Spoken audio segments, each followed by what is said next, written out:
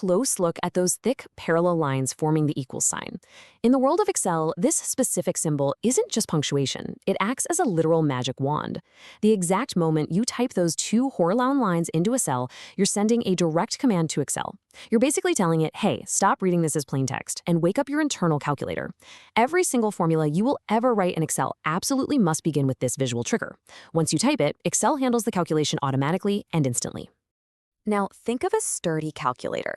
That perfectly represents our first two types of formulas, direct typing and basic formulas. Direct typing is exactly what it sounds like. You type the equal sign, followed by hard numbers, so something like equals 5 plus 3.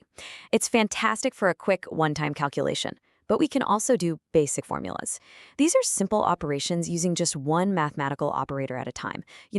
A plus sign for addition, a dash for subtraction, a star for multiplication, or a / for division. It's just doing math, one easy step at a time. Moving up a level, when you see a mathematical root symbol next to a multiplication cross, we're talking about compound formulas. This is where Excel really starts doing the heavy lifting for you. Instead of just adding two numbers, a compound formula combines two or more operators to do multiple calculations all at once. Think of something like calculating a total cost with a tax added on. And just like we all learned in grade school, Excel strictly follows the order of operations. Good old BODMAS. It calculates whatever you put inside brackets first, then handles the multiplication and division, and finally wraps up with addition and subtraction. Now, here's a secret that a lot of beginners completely miss. Formulas aren't just for numbers. You can absolutely run formulas on text. By using the ampersand symbol, that squiggly and sign, you can literally glue text from different cells together. The technical term is concatenation. So imagine you have a massive list of first names in one column and last names in another. You can just use a text formula with the ampersand to instantly join them into a full name in a brand new column. It's a huge time saver. So every single rectangular box in an Excel grid has its own unique address, which we call a cell reference. It's created by combining the letter of its column at the top and the number of its row on the side. So for example, column B, row 4 is simply cell B4. The crucial takeaway here is this. Instead of typing direct numbers into our formulas, we type these cell addresses. Why? Because when you use a cell reference like B4, Excel will silently and automatically update the math for you whenever the data inside B4 changes. You literally never have to rewrite the formula. Now, when we want to copy our formulas to save even more time, we really have to understand the difference between relative and absolute references. A relative reference, like A1, is Excel's default setting. It's kind of like giving someone directions based on where you're currently standing. If you copy a formula down one row, the cell reference automatically shifts down one row too. But an absolute reference, which looks like $A, $1, is completely different. It's a fixed, unchanging GPS coordinate. No matter where you copy that formula on your grid, it will always point to exact cell A1. Think of a heavy, solid padlock. That perfectly represents how absolute references work. To lock a cell in place, you just insert a $sign before the column letter and another $sign before the row number. The $sign is essentially the visual key that snaps the lock shut. So if you're calculating taxes for 100 different inventory items, you want the item price to shift down row by row, right? But you want the tax rate cell to be absolutely locked in place, so every single item multiplies against that exact same rate. And then we have the mixed reference, which is like an open lock with the shackle popped up on one side. This is a really clever hybrid. You use the $sign to lock only the row or only the column. The part with the $sign is locked tight, while the other part without the $sign just slides freely when you copy the formula.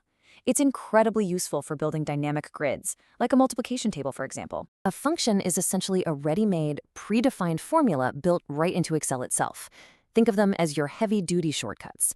Now, keep in mind, every function is a formula, but not every formula is a function. You could write a basic formula to add 5 cells together by manually typing equals A1 plus A2 plus A3 and so on. But honestly, that's exhausting. Functions save you from writing out long, repetitive calculations by packaging all that complex math into one simple, powerful command. Let's visually deconstruct the anatomy of a function step by step. First, just like any formula, you absolutely must start with our magic wand, the equals sign. Second, you type the function name, like sum, and you have to spell it exactly right. Excel doesn't do guesswork. Finally, you provide the arguments. These are the specific cells you want the function to act on, and they are always completely enclosed inside round brackets. If you're targeting a range of cells, you just pop a colon between the first and last cell, like A1 colon A5. We've put together a visual cheat sheet here that catalogs the exact tools you can access to instantly automate your everyday math. Sum, of course, adds everything up. Average finds the middle ground. Max and min are great. They instantly scan thousands of rows to pinpoint the absolute largest or smallest value for you. Count tallies up how many cells actually contain numbers. Round tidies up messy decimals. Product multiplies everything in a range. And power easily handles exponents. The best part? You don't have to memorize any complex math. You just have to remember the name of the function. For instance, think about tracking real-world data over time, like a bar chart stepping up and down. Functions like average are incredibly powerful here. Whether you're trying to find the average marks of a classroom full of students, calculate your average monthly household expenses, or maybe find average rainfall across a year, this one simple function smooths out all those peaks and valleys to give you clear, actionable insights in a fraction of a second. Dark triangle enclosing a bright exclamation mark pop up on your screen? Listen to me, do not panic. Your spreadsheet is not broken. When error codes pop up, it's simply Excel's built-in alarm system going off.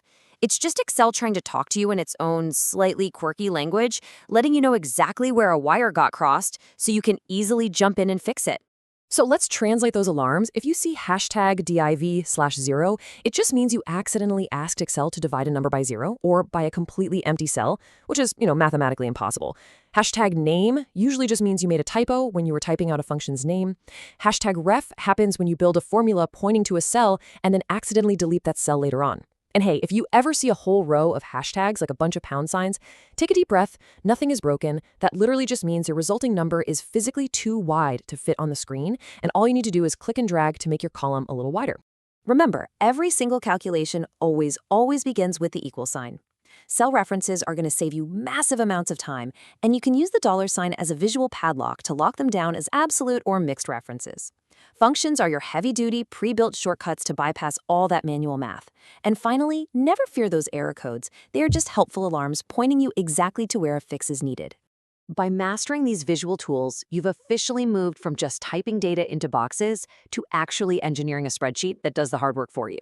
You hold the keys to automation now. So the only question left is, now that you know how to make Excel do the heavy lifting, what are you going to build with all your saved time?